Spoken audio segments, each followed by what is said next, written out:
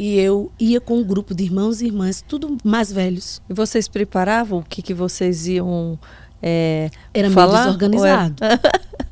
Cada um passava uma palavra? O pentecostal ou como que era? O pentecostal, ele não é muito sistemático. Uhum.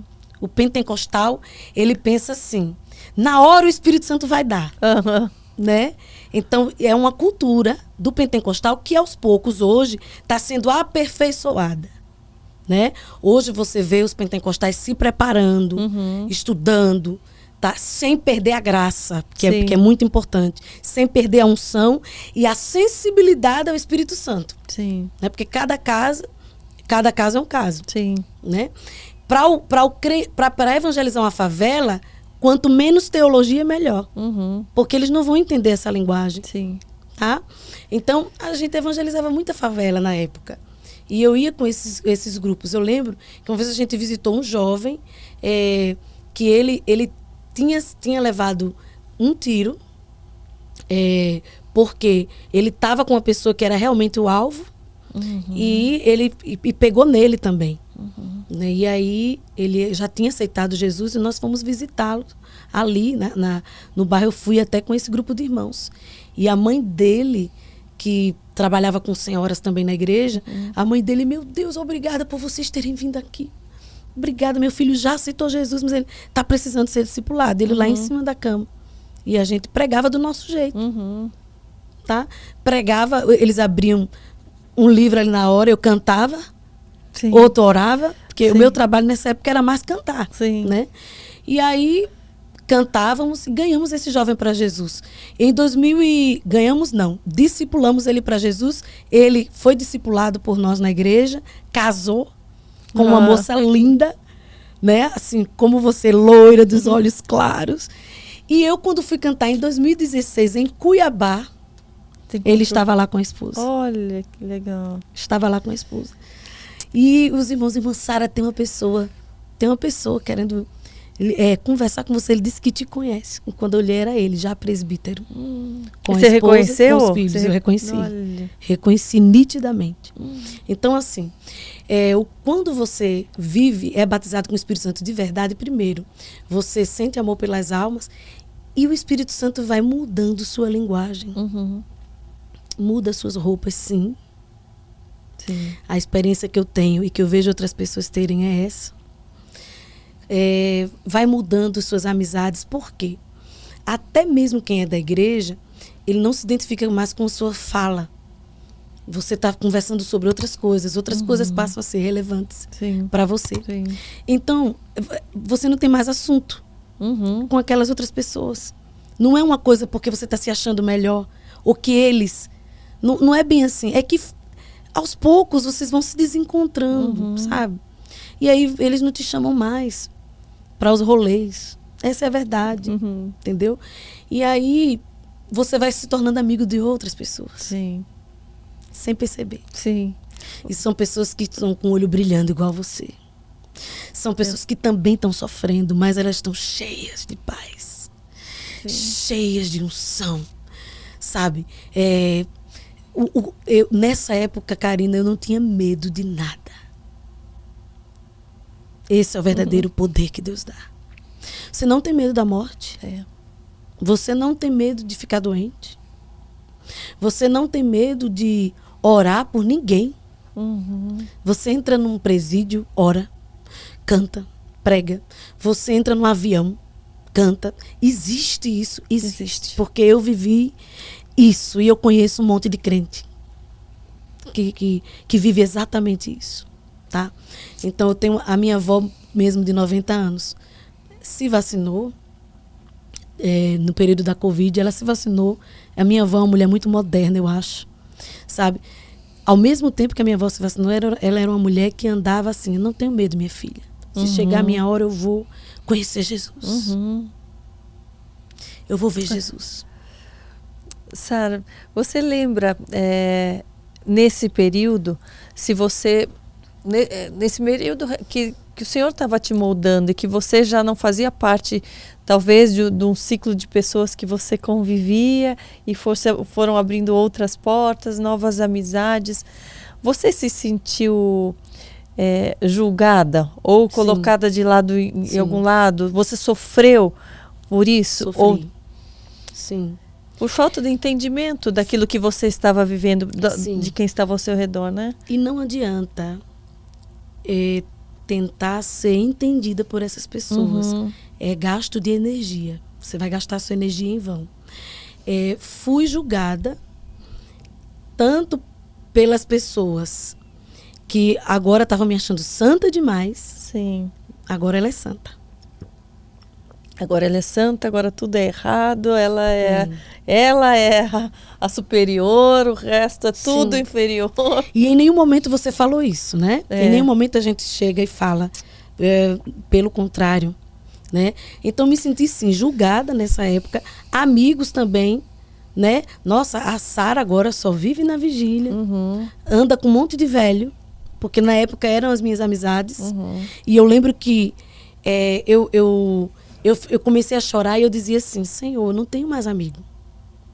Eu passei por isso. E olhe que eu não vim do mundo. Eu estava sempre na igreja. Olha. Senhor, eu não tenho mais amigo. Senhor, eu não tenho mais amigo.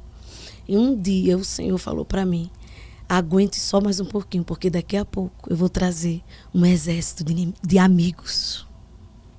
Amigos que vão falar a tua linguagem, que vão te ajudar a carregar a arca. E foi mesmo. Quando eu fui batizada com o Espírito Santo, eu cantava no culto de libertação, dia de segunda-feira. E esse culto, ele se tornou um culto muito cheio na época, porque ali eu vi pessoas serem curadas do câncer. E não tinha ninguém famoso. Uhum. Era a gente. Era o louvor da igreja, era o pastor da igreja. Tá? E aí Jesus começou a curar do câncer, Jesus começou as pessoas aceitavam Jesus até na escola dominical, parecia que um altar tinha sido levantado ali e fluía todos os dias da semana. Nós vivemos isso, gente. E aí as pessoas aceitavam Jesus e tal, e tal, e tal. E começaram a vir pessoas de vários lugares. Nesse período eu comecei a conhecer as amigas que até hoje eu tenho. Jesus foi trazendo amigas, Sim. sabe? E não era gente, já eram pessoas mais novas, da minha idade, entendeu? E eram pessoas que, congresso no Brasil, a gente ia de ônibus. Eu vim para congresso aqui em São Paulo de ônibus, 3 dias, saindo de Maceió. A gente parava nos estados para fazer atos proféticos. É esse crente que hoje tem 40... Esse crente que tem 40 e pouco, 50, e hoje entende o momento que a nação vive. E quem está lá fora continua julgando. Sim. Continua julgando. Eles estão idolatrando não sei quem. Eles estão não sei o quê e tal e tal. Não é idolatrando ninguém. É que nós oramos durante anos. Sim. Oramos nas fronteiras. Quando a gente chegava na fronteira de um estado para outro, a gente descia do ônibus, ungia. Naquela época a gente começou a andar com óleo. E eu agora estou andando com óleo de novo. Sim. Eu disse para minha assessora, eu tô igual os crentes da Universal. Tô com um olhinho desse tamanho na minha bolsa. Ungindo tudo. Por onde passa, vai ungindo. Amém, Jesus. Né? Amém, Senhor. Né? Então, assim, nessa fase da minha vida, eu passei, fui julgada, tá? Mas uma coisa que o Espírito Santo também nos ensina é a lidar com o julgamento. Por quê? Porque a presença de Deus nos dá autoestima e identidade. Quanto mais identidade você tem, menos você se explica para as pessoas. Sim, menos se compara. Menos se compara. É tão bom, é tão bom se as pessoas soubessem. Exatamente. Você sabe o que você tem de bom e o que não é lá, essas coisas em você. Né? E o Jesus diz, olha, isso aqui não é o seu forte, mas eu vou trabalhando. Sim. Né? Eu estou trabalhando. Então, Deus vai te dando essa autoestima. Então, você vai aprendendo a lidar com essas pessoas que estão julgando. E não é que, nossa, essa irmã é super crente. Eu já fui julgada disso no Brasil. Logo quando o Brasil me conheceu, com a música Deixa Eu Te Usar, eu pregava o que eu vivia. Sim. Todos os testemunhos que eu conto nas igrejas são testemunhos que eu vivi. E quem anda comigo até hoje vê. as coisas que Deus faz. E colocavam em dúvida que As aquilo... pessoas achavam assim, nossa, ele é super crente. É um triunfalismo, é assim que as pessoas chamavam. Triunfalismo. Não é triunfalismo. Não é triunfalismo. Na verdade, isso é triunfo, normal. Triunfo. Jesus nos faz viver em triunfo. Então, por exemplo, tem uma parte em mim que não é tão boa assim, precisa ser trabalhada. Mas o que é que o Espírito Santo vai explorar? É exatamente a parte pela qual Deus me escolheu. Tá? E aquela outra parte vai sendo trabalhada até ele voltar. Sim. Agora eu vou chegar no púlpito. Qual é a parte que eu vou explicar para a igreja? O que é que eu tenho a acrescentar na igreja? É a parte que Deus já trabalhou dentro de mim. Então, para quem está sentado na igreja, diz, nossa, é um super cristianismo. Não. Isso é a Bíblia na prática. Isso é os evangelhos na prática. Sim. Tá? Tem uma parte daquela pessoa que está no altar que você não está sabendo, mas que Jesus está sabendo. E que está sendo trabalhada lá no altar da casa dela. No quarto, ela está chorando. Tá? Então, quer dizer, muitas vezes as pessoas acham que quando você está contando as suas vitórias, as vitórias que Jesus está nos dando... Sim, que é falso porque não tem nada de ruim, tipo isso. Né? E não é. O que mais tem nas nossas músicas são sofrimento. O crente lida com o sofrimento desde a hora que ele aceitou Jesus. Sim. Ele não vai lidar com o sofrimento numa boate. Ele não vai lidar na bebida.